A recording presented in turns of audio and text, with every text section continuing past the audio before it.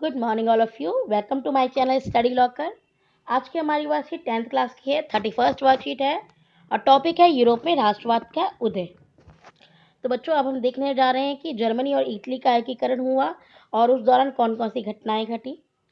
1848 के बाद यूरोप में राष्ट्रवाद का जनतंत्र एवं क्रांति से अलगाववाद होने लगा। मतलब कि अब हम देख रहे हैं कि जनतंत्र जो है वो क्रांति से साइड होने लगा है, क्योंकि इस टाइम हम क्या देख रहे हैं, सत्ता में अपनी सत्ता को बढ़ाने के लिए रूढ़िवादियों ने राष्ट्रवादी भावनाओं का इस्तेमाल करना शुरू कर दिया है।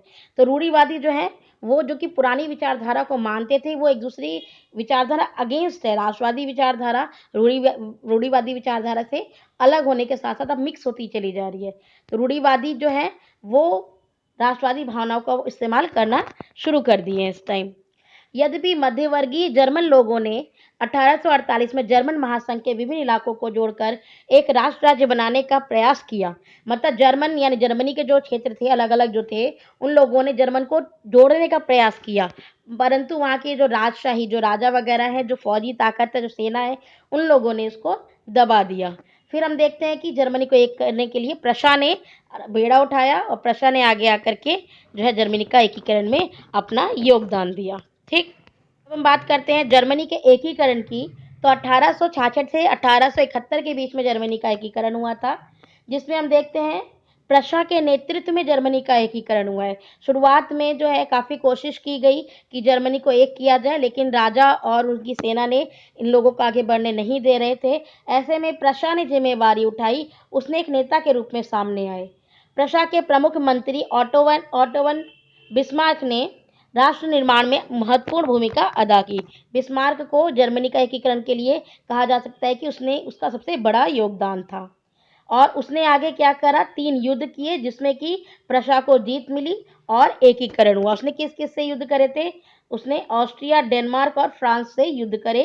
किसने? बिस्मार्क ने।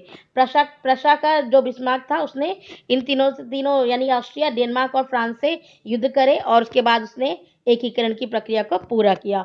और 1871 में क्या हम देखते हैं, केसर विलियम प्रथम को अब नए साम्राज्य का राजा घोषित कर दिया गया है और जर्मनी के एकीकरण ने यूरोप में प्रशिया को महाशक्ति के रूप में स्थापित किया। क्योंकि प्रशा ने एक बहुत बड़ा काम किया, तो वो एक महाशक्ति के रूप में सामने आया। अब जो नया राज्य बना था, नए जर्मन राज्य में क्या कोशिश की जा रही है? मुद्रा, बैंकिंग, न्याय व्यवस्था, मॉडर्नाइजेशन पर जोर दिया जा रहा है। तो हमने क्या देखा कि शुरुआत में प्रशा के नेतृत्व में जर्मनी का एकीकरण हो रहा है, क्योंकि जो भूस्वामी है, बड़े भूस्वामी है, जो राजा है, जो सेना है, वो एकीकरण होने नहीं दे रही थी। तो प्रशा ने उठाया बीड़ा, जिसमें बिस्मार्क ने 3 युद्ध करे ऑस्ट्रिया, डेनमार्क और फ्रांस से, और जर्मनी के एकीकरण की प्रक्रिया पूरी हुई, जिसमें केसर विलियम प्रथम को राजा घोषित किया गया। और अब नए जो जर्मन साम्राज्य है उसमें मुद्रा, बैंकिंग और बाकी व्यवस्था, जो न्यायिक व्यवस्थाएं हैं, उसमें मॉडर्नाइजेशन, आधुनिकीकरण पर जोर दिया जाने लगा। ठीक, अब चलते हैं इटली के एकीकरण पे। 1859 से 1870 के बीच में हुआ है। इटली 7 राज्यों में बटा हुआ था, जो कि जिसमें मैसनी का बहुत महत्वपूर्ण रोल देखते हैं 1830 के दशक में।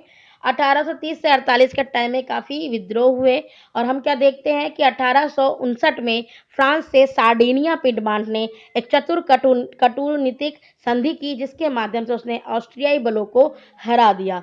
मतलब कटुनीतिक मतलब होता है कुछ स्ट्रेटेजी बना करके जो है पिडमोंट ने एक चतुर संधि की, उसने ऑस्ट्रिया को यहाँ पर हरा दिया। और हम क्या देखते हैं 1861 में यहाँ पर इटली का राजा किसको घोषित कर दिया गया है? इमैनुअल द्वितीय को। किस तरीके से? ये 7 राज्य थे, कुछ क्रांतियां हुई और उसके बाद संधियों के माध्यम से इसका एकीकरण हो गया। Count Camillo de Cavour count Camillo de Cavour जो थे वो सार्डिनिया पिडमोंट के प्रमुख मंत्री थे।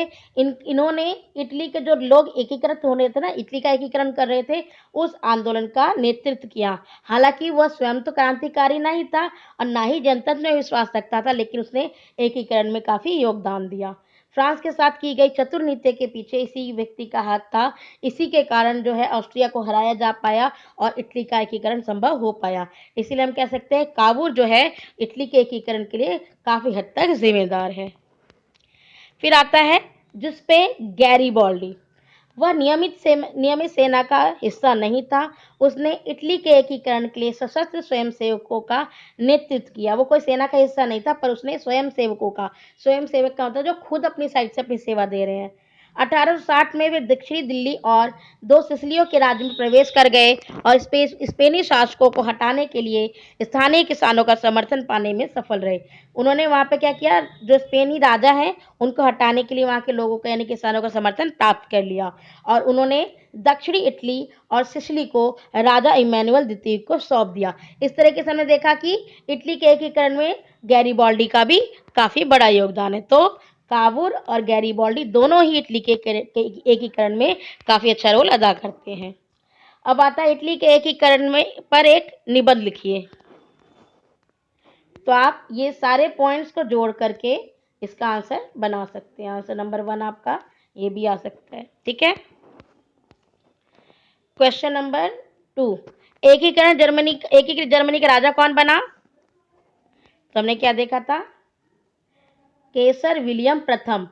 कौन बना था? केसर विलियम प्रथम। आपका आंसर 2 ये रहा। क्वेश्चन नंबर 3, जर्मनी के एकीकरण की विशेषताओं का वर्णन कीजिए।